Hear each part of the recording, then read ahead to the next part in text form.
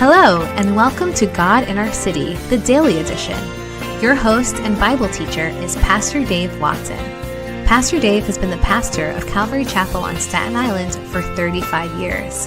In addition, he is the co-founder and president of the New York Institute for Biblical Studies. To receive a special downloadable gift from Pastor Dave, please go to calvarychapelsi.org/GIOC. That's calvarychapelsi.org/GIOC. Now here's Pastor Dave and our show.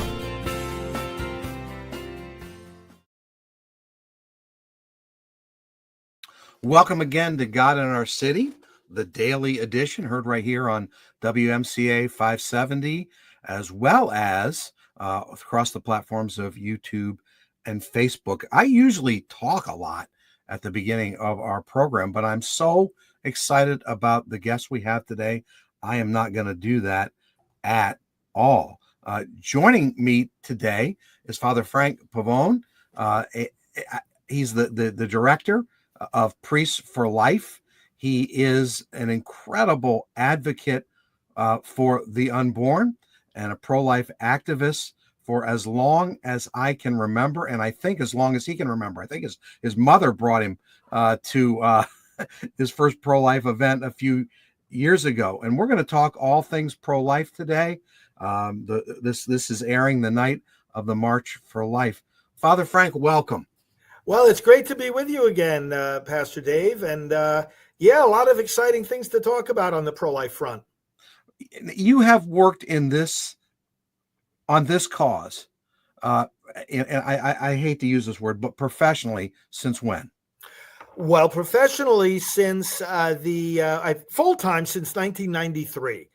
So it has been 32 years. I got involved in the movement, though, as a teenager. So back in 76, I went to the third annual March for Life. And that really woke me up to the whole pro-life issue. Then once I got ordained and sent, as you know, to Staten Island, I was preaching about abortion constantly, helping to lead local efforts there in the borough, and started getting involved further across the country. And that led me to the desire to do it full time, which I've been doing since 93. And Priests for Life is a unique organization. Yes. Please tell everybody about Priests for Life. Well, it began under the inspiration of Cardinal O'Connor, whom those of us, at least from New York, remember fondly. Very much so. And he, I stopped everything for midnight mass. I'm not Catholic. Yeah. I watched Cardinal O'Connor's midnight mass when I moved here in 1990. I watched it until he retired. I could not help myself. He was in so many ways the pastor of the city. Yes, he was indeed. And I'm still in touch, by the way, with his sister Mary. Her sister Mary Ward, and lives in Philadelphia. She's very, very active still. But so he started the Sisters of Life, and right at that same time, the early 90s, I got the idea that we needed to have something for priests, because I was enjoying great success at St. Charles and Staten Island in mobilizing people on this issue. When you preach about abortion compassionately, clearly, and consistently, people do respond. People understand this is a baby and we need to protect babies. So I got this idea, and the Cardinal blessed it. And we launched this effort that was primarily geared to helping clergy and churches respond to the abortion problem, but that quickly expanded beyond that. So right now, Priests for Life, as you say, it's a unique organization. It's a family of ministries that we cover in the different branches of our work, really every aspect of pro-life activity, including the political stuff. I've been very involved, as you know, and we've had discussions on the air about the political dimensions of this. We're very involved in lobbying. We're very involved in youth outreach. We do broadcasting constantly. We have a whole big educational pastoral effort, and we have the largest ministry in the world for healing people after they have had an abortion and they start experiencing the terrible suffering that goes with that. Stop for a second. Tell us a little bit about that. I think someone on your staff has done an incredible amount of work in that, no? Yes, my close associate, Janet Morano, who, by the way, in fact, I met while I was still serving as St. Charles. Wow. She lived on Staten Island. She started coming to the parish, and she now works with us full time as our executive director. She co-founded Silent No More. And if folks go to silentnomore.com, they'll see more about what I'm about to say. But this is the world's largest mobilization of people who've had abortions and are now speaking out about it. And they're speaking out about, and it's silent no more because a lot of people suffer in silence. They had an abortion, Dave, you know this, and through pastoral ministry, maybe 20, 30, 40 years ago, they had an abortion and they've never talked to anybody about it. It's been this silent, festering wound.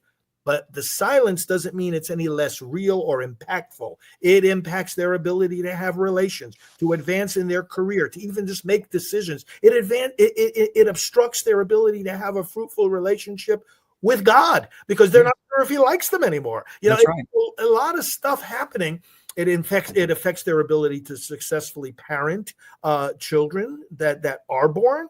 It just goes through every facet of their life and destroys it. So Silent No More, first of all, is aimed towards bring those people to hope and healing. Let them know that we who reject abortion do not reject those who've had abortions. That's a powerful statement. Wow. Yes, it's important, isn't it? Because some people look at the pro-life movement, they might themselves, I'm not comfortable with. Most Americans, abortion's not a good thing. We know that.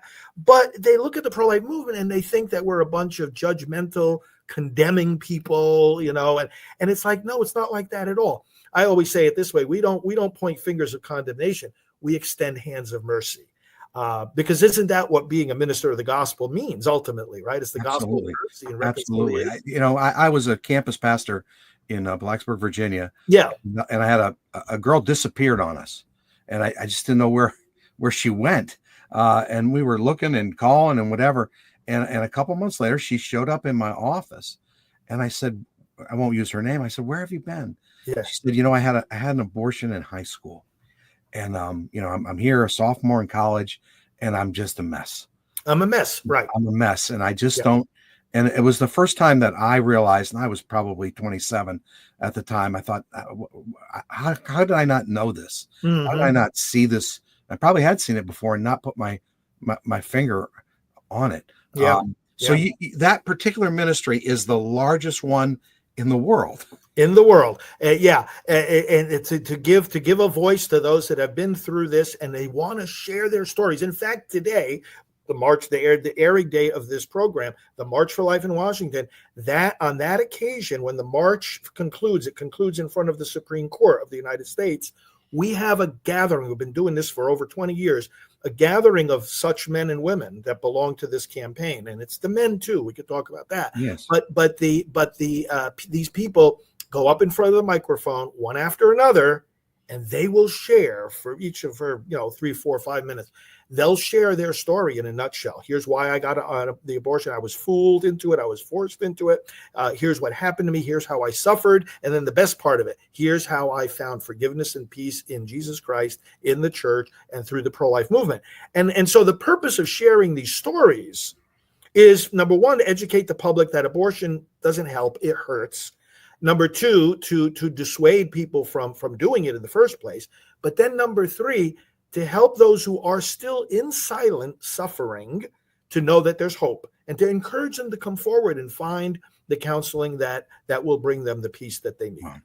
The most profound moment, I think, in my ministry was to do the devotional for, we called it at the time, an abortion recovery group. Yes. And to sit and watch the women light a candle and name the baby they had aborted. Mm-hmm. After, they didn't do that, quickly. That was a 13-week course.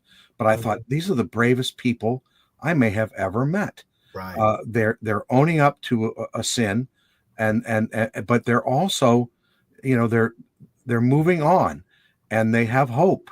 And the people that we referred to, those ministries, had tremendous breakthroughs in their life just because of that. So if folks are in need of that help, give us the website one more time. Yeah, silentnomore.com is about the Silent No More campaign, but there's even a more direct route. If someone feels that they or a friend or a relative need this kind of compassionate healing and counseling after abortion, go to abortionforgiveness.com. Abortionforgiveness.com and put in your zip code, and that will lead you to the closest ministry, and there are many different kinds of these ministries that will bring healing after abortion. Now, when President Trump first came into power in 2016, I was working with some doctors, people I knew, and they said that the world changed for them in terms of OBGYN, and in terms of a favorable look at them, with reference to what they were doing with the poor and with the underserved when it came to helping them with those services. They found a friend in the Department of Health and Human Services. Mm-hmm.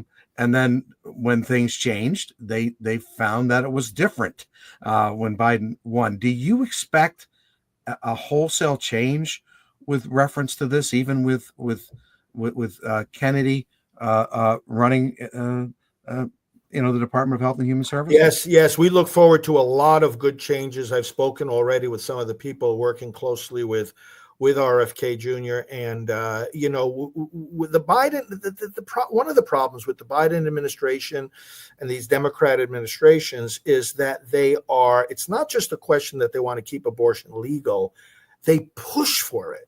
It's like this. It's hard to understand, and they push and push and push, and that affects everything. It affects everything. It affects one of the differences. I mean, there are a lot of things that'll change. It's much easier. The whole healthcare industry, the whole healthcare profession is going to find a great and tremendous friend and ally in this new HHS that's being put together as we speak.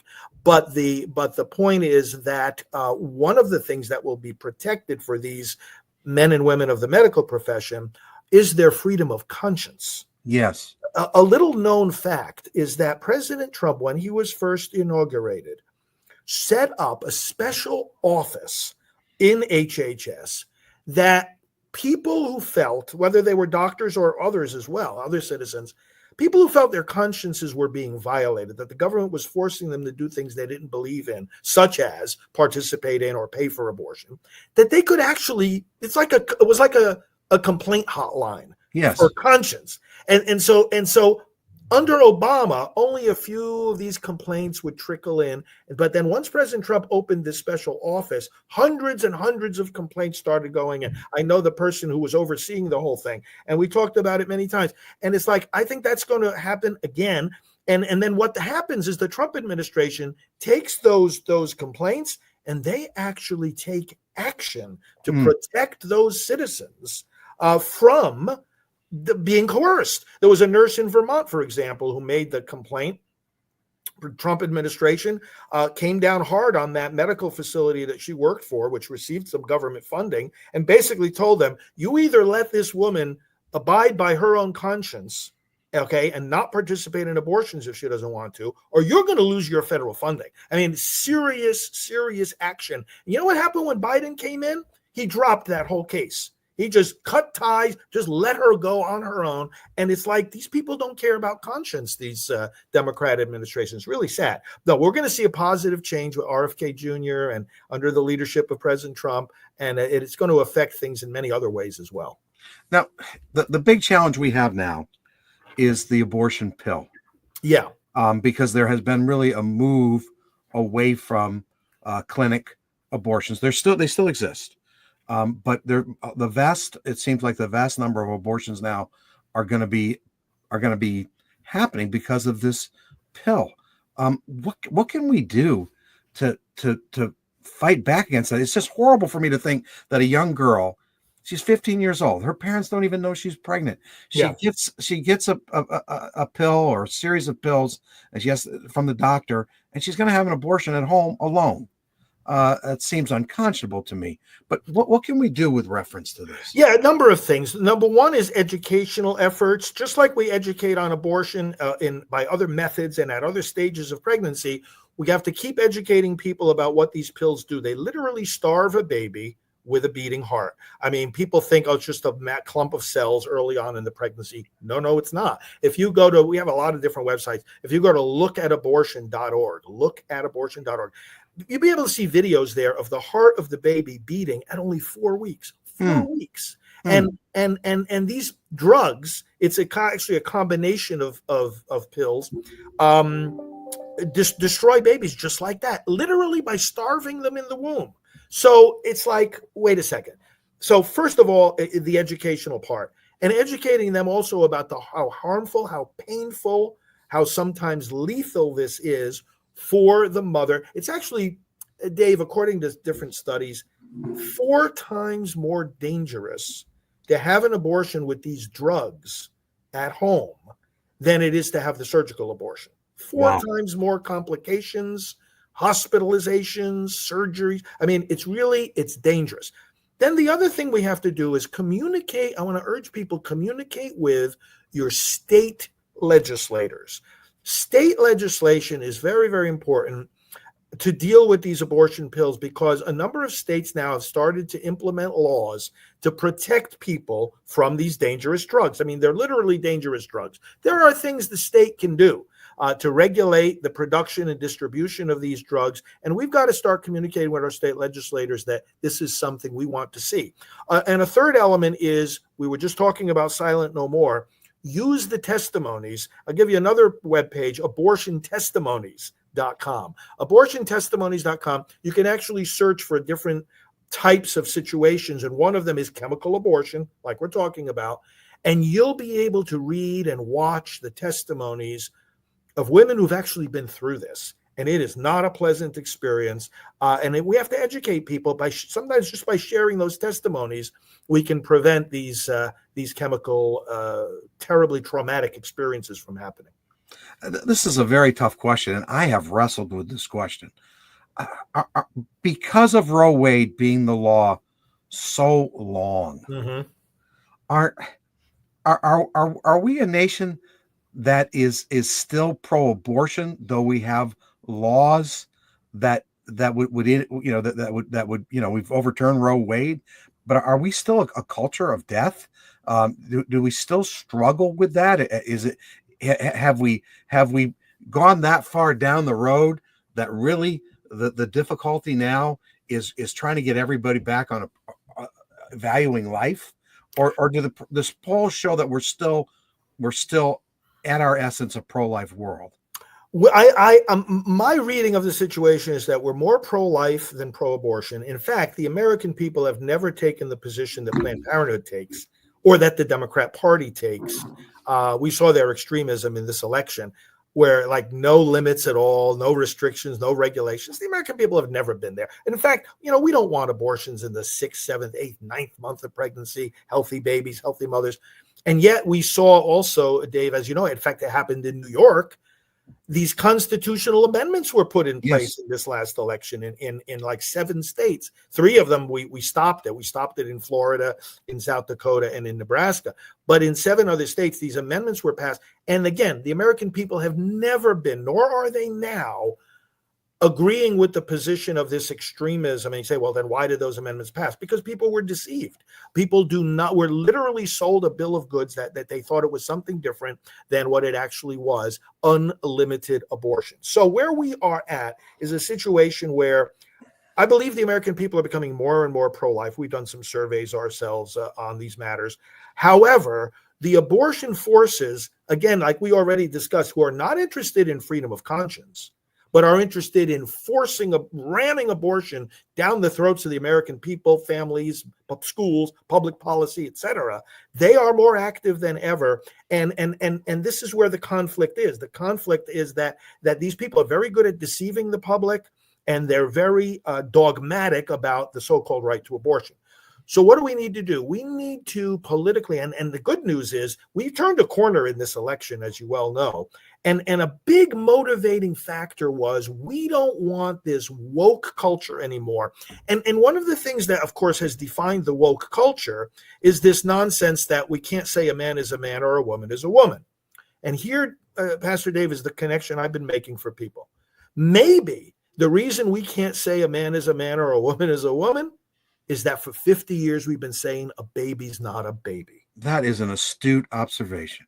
And think about it. It's the same lie because you have a biological reality there that you can tell by science. That's a boy, that's a girl in the womb. That's a human being.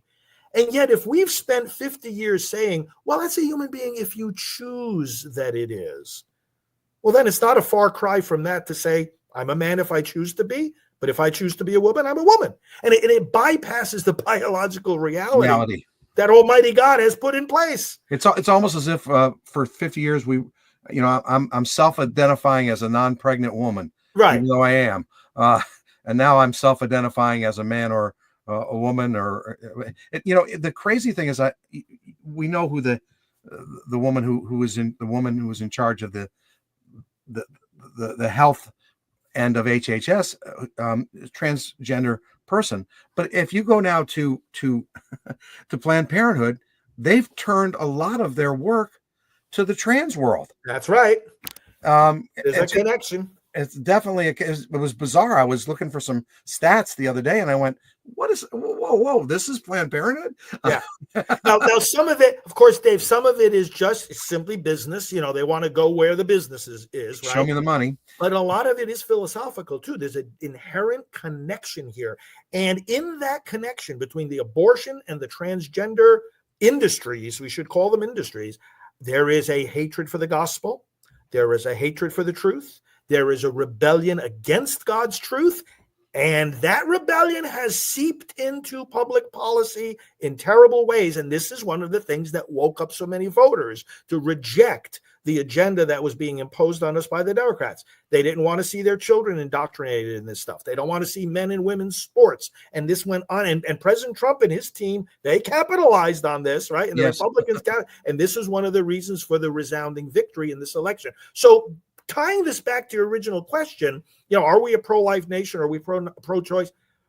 I see in this turning point now of, hey, you know what? We've had enough of this nonsense. There are only two genders, okay? Man is a man, a woman is a woman. You can't change that. The voters rejecting that garbage, isn't that the first step then to, and we've seen now Roe v. Wade has been reversed.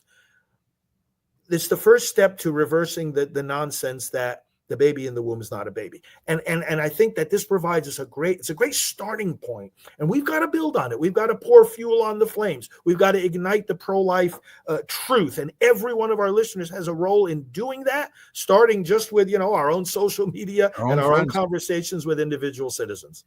In the minute we have left, are there 3 prayer requests that you could give us for the coming year regarding the pro-life movement, regarding Priests for Life? Yes. Number one, that we be given the energy to respond to the opportunities. Lots of work to be done. We need strong teams. Number 2 is the wisdom to choose the battles that we have to choose, because there's so many different ones. And then number 3, to pray for our public officials not to be afraid of this issue. We're going to be in communication with everybody at every level of government, and that's our message to them. It's like, this is a winning issue. It's not a losing issue. It depends on how you present it, and we give them the tools to talk about it the right way and to show that compassion that we've been discussing here today. It's a winning issue, but we've got to have them have the confidence to act on that. Father Frank, thank you so much for your time. I know you have another meeting you have to be into. You are literally doing God's work, and I appreciate it greatly. Thank you so much. Thank you. Look forward to talking with you again. God bless. God bless. That was Father Frank Pavone. What an amazing man. What an amazing amount of effort he and his team have put out. And he's just a great guy. And we pray God's blessing on him. Thanks for joining us again for another edition of God in Our City. God bless you, and we'll see you again soon.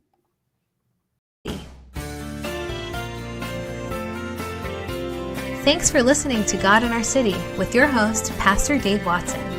We hope the show was a blessing to you.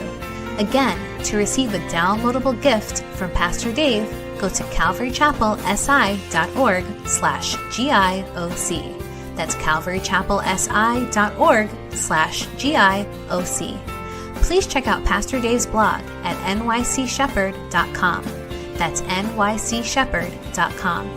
Please invite a friend and join us every weekday for another edition of God in Our City.